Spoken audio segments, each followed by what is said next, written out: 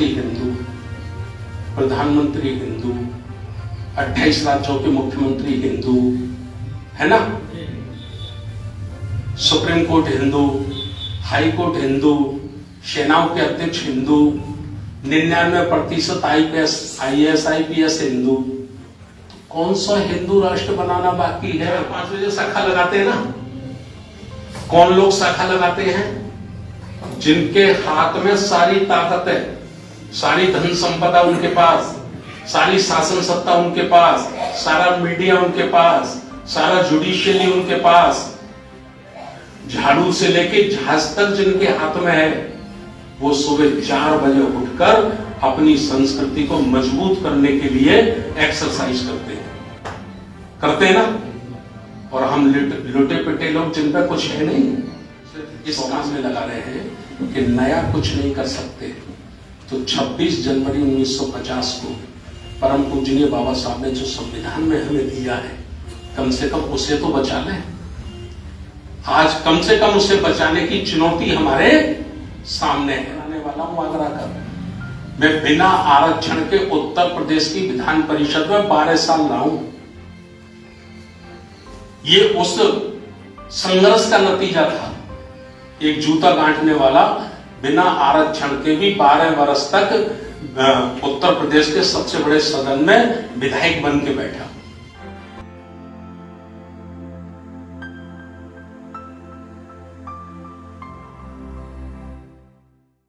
देवताओं की वैसे पूजा नहीं करते थे। कबीरपंथी तो वैसे ही अंधविश्वासी नहीं होते, विज्ञान को मानते हैं, सत्य को मानते हैं, क्यों सब मानते हैं ना। अच्छा, फिर बाबा साहब को बुद्ध धम्म की दीक्षा लेने की क्या जरूरत थी? बाबा साहब का तो पूरा परिवार वैसे ही कबीरपंथी था। फिर बाबा साहब ने धम्म की दीक्षा क्यों ली? क्या कारण था? उसका कारण था कि बाबा साहब ये जानते थे कि मुझे मेरे समाज को, मेरी प्राचीन काल की जो संस्कृति है, मुझे उससे जोड़ना है। ठीक, उससे जोड़ना है एक बात, और दूसरी बात, मुझे पूरी दुनिया से जोड़ना है। बुद्ध धम्म ही एक ऐसा धम्म है हमारे पास कि अगर हम बुद्धिस्ट होते हैं, बुद्ध धम्म की दीक्षा लेते हैं, तो हमारा रिश्ता चीन से होगा, जापान से होगा, थाईलैंड से होगा, दुनिया के लगभग 100 से ज्यादा देशों से हमारा भाईचारा स्थापित होगा। संस्कृति के नाम पे, बुद्ध के नाम पर। होगा कि नहीं होगा?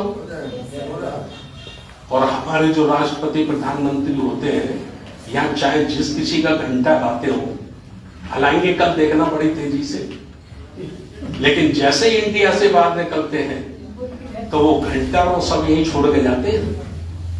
वहां कहते हैं मैं उस धरती से आया हूं जिस धरती पे बुद्ध ने जन्म लिया था। क्यों? बात सही ना? ये सब हमको काम करना है। 3% की बात मैं आपको बता रहा हूं। 3% लोगों ने 97% लोगों की घेराबंदी कर ली है। घेराबंदी कर ली है बहुत जबरदस्त। अब ये घेराबंदी हमको तोड़नी है। हमको हमारे समाज की 85% समाज की SC ST के लोग, जिनकी संख्या लगभग भारत में 100 करोड़ से ज्यादा है, ऐसे लोगों को वहां के षड्यंत्र से निकालना है, उनके चंगुल से निकालना है। और इसके लिए हमें वर्ष के 365 दिन काम करना होगा। अभी हम कहते हैं ना, बहुत सारे साथी, मैं कहता हूं हम लोगों को धम्म का काम करना है, धम्म का काम करना है। अरे साहब, हम तो 40 वर्षों से कर रहे हैं। आप तो जब राजनीति में थे, मिनिस्टर हुआ करते थे, MLA हुआ करते थे, हम तो उससे पहले से कर रहे हैं। तो मैं उनको पूछता हूं, भैया क्या काम कर रहे हैं, बताओ जरा मेरे को। बोले साहब, हम अंबेडकर जयंती जब होती है ना साहब, बहुत बड़ी अच्छी झांकी निकालते हैं, बहुत अच्छा पंडाल बनाते हैं। बुद्ध जयंती जब होती तो साहब हम कम से कम 1500 लोगों को खीर खिलाते हैं, हम सत्संग कराते हैं। बोलते हैं ना, मैं कहता हूं ये भैया आंदोलन नहीं है, ये उत्सव है। ये उत्सव है, ये उत्सव मनाते हैं। बुद्ध की जयंती मनाते हैं, बाबा साहब की जयंती मनाते हैं, रविदास की मनाते हैं, कबीर साहब की मनाते हैं, अपने महापुरुषों की मनाते हैं। ये उत्सव है, ये आंदोलन नहीं है। तो आंदोलन क्या है? आंदोलन है जो कंटिन्यू किया जाता है, निरंतर किया जाता है, वर्ष के 365 दिन किया जाता है। और आंदोलन खड़ा किया 3% लोगों ने आरएसएस के माध्यम से, जिससे 97% लोगों पे उन्होंने नियंत्रण कर रखा है। और वो कैसे करते हैं? बरसात हो, गर्मी हो, सर्दी हो, सुबह 4 बजे आपको शाखा लगाते हुए नजर आएंगे। 10 लोग हो, 5 लोग हो, 20 लोग हो, शाखा लगाते कि नहीं लगाते? लगाते हैं ना? सुबह ही है ना? लुटे पुटे लोग सुबह 9 बजे तक सोते हैं, उनको होश ही नहीं है, उनके दिमाग पे ये बात नहीं है कि हमें करना क्या है।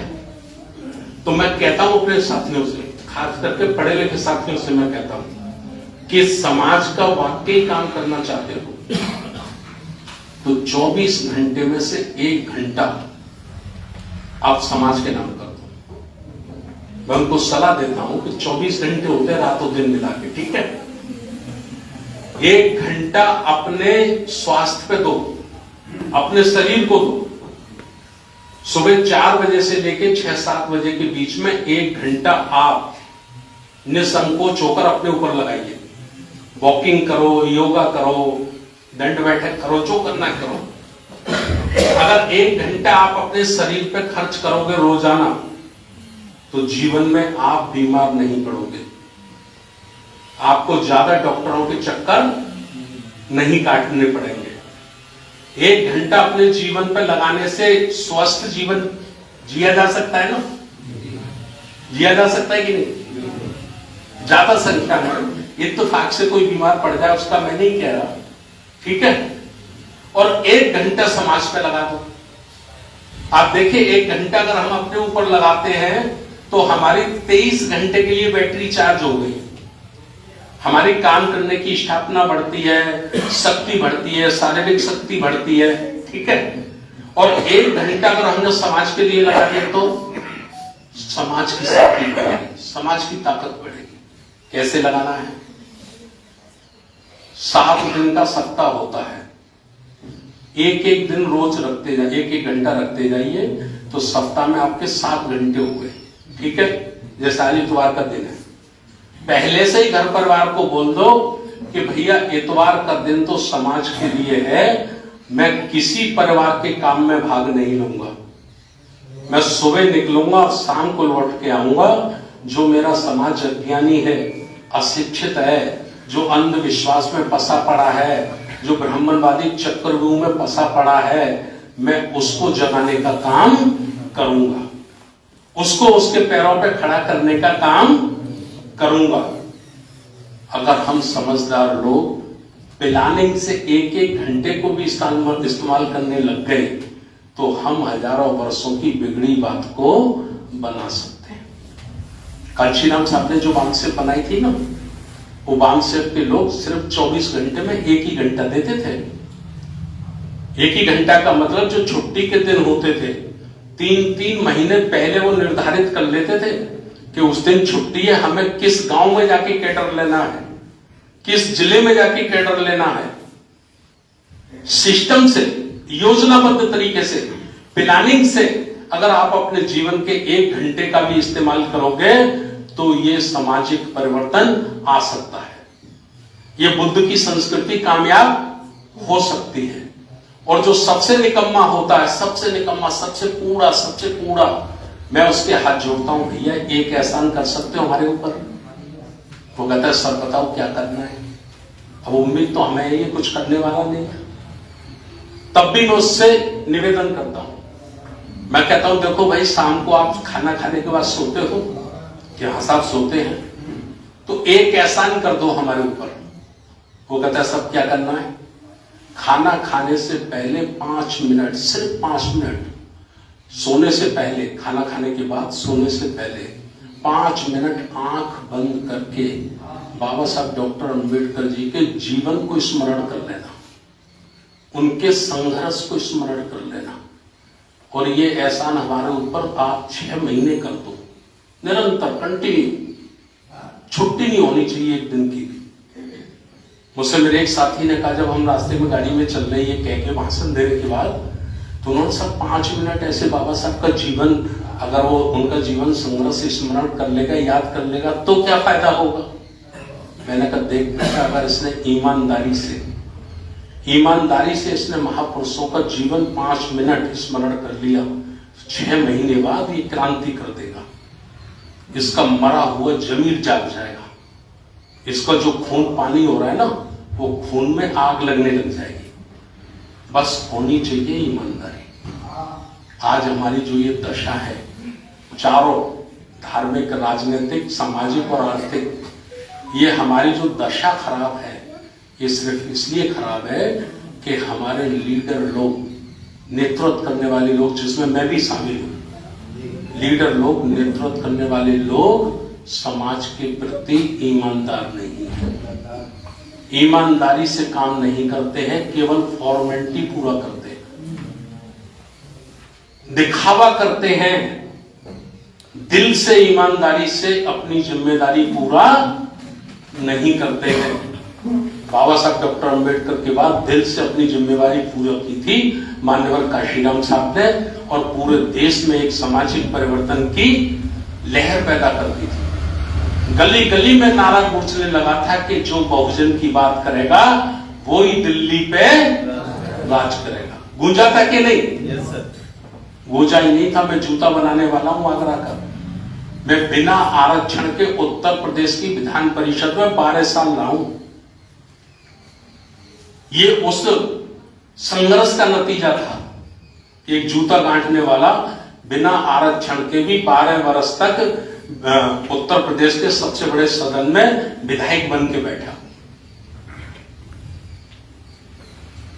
और जिस जाति की बीड़ी के धुआं से लोग नफरत करते थे, जिस जाति की बीड़ी के धुआं से भी लोग नफरत करते थे, उस जाति की एक बहन मायावती को भारत के सबसे बड़े राज्य का 4 बार मुख्यमंत्री बनाने का काम मान्यवर काशीराम साहब ने किया। और वो कहते थे, तमन्ना सच्ची हो तो रास्ते निकले ही आते हैं, और तमन्ना झूठी हो तो बहाने भी 1000 आते हैं। तमन्ना झूठी है तो बहानों की भी कोई कमी नहीं है, और तमन्ना सच्ची है तो आप चट्टान तोड़ के भी चले जाएंगे। बिहार का तो दुनिया में नाम है। क्या नाम था उनका मांझी का? दशरथ मांझी। पहाड़ तोड़ दिया, तमन्ना से तोड़े ना, कि उनके पास कोई तोपें थी, तमन्ना थी। यही मैं अपने साथियों से कहता हूं कि अगर आप भी सच्ची तमन्ना पैदा कर लो, कुछ नहीं बेचता मोदी आपके सामने, आपके पैरों की धूल नहीं है जिस दिन आप तमन्ना पैदा कर लोगे। मोहन भागवत आपके चरणों की धूल नहीं है जिस दिन आप सच्ची तमन्ना पैदा कर लोगे। और करनी ही पड़ेगी। अगर हम चाहते कि हमारे नाती पोते, हमारे बेटे बेटियां इस देश में हमारी तरह सम्मान का जीवन जिए, जो इज्जत की जिंदगी कोट पैंट टाई पहन के हमने जी है, ऐसा जीवन अगर हमारे नाती पोते भी जिए, तो वर्तमान पीढ़ी को क्रांति करनी पड़ेगी। वर्तमान पीढ़ी को रोडों पे निकलना पड़ेगा, तभी हम आने वाली नस्लों के लिए कुछ कर पाएंगे। गलत बोल रहा हूं? और हम ऐशो आराम में लगे रहे, हम एसी में लगे रहे, हम एंजॉय में लगे रहे, तो भैया हिंदू राष्ट्र बहुत दूर नहीं है। बात समझ में आ रही कि नहीं? हिंदू राष्ट्र का मतलब ही है कि बहुजन समाज के लोगों को दोबारा से गुलाम बनाना। यही मतलब है ना, कोई और मतलब है? यही मतलब है। मैं तो लोगों से पूछता हूं, जब उनके लोग मिलते हैं, मैं कहता हूं भाई कौन सा हिंदू राष्ट्र चाहते हो आप? राष्ट्रपति हिंदू, प्रधानमंत्री हिंदू, 28 राज्यों के मुख्यमंत्री हिंदू, है ना? Supreme court Hindu, high court Hindu, सेनाओं के अध्यक्ष हिंदू, 99% IAS IPS हिंदू। कौन सा हिंदू राष्ट्र बनाना बाकी है? दुनिया के लोग समझे ना समझे, अम्बेडकर की औलादों को समझना पड़ेगा कि नहीं? इसलिए साथियों, हम लोग दिन के 365 दिन भी काम करते हैं। जितनी भी क्षमता है, जितनी भी ताकत है, हम उसको रातों दिन लगा रहे हैं। सिर्फ इस काम में लगा रहे हैं कि नया कुछ नहीं कर सकते तो 26 जनवरी 1950 को परम पूजनीय बाबा साहब ने जो संविधान में हमें दिया है, कम से कम उसे तो बचा लें। आज कम से कम उसे बचाने की चुनौती हमारे सामने है। चुनौती है कि नहीं? और ये चुनौती स्वीकार करनी पड़ेगी। अब एक निवेदन करते हुए मैं अपनी बात को खत्म करूंगा।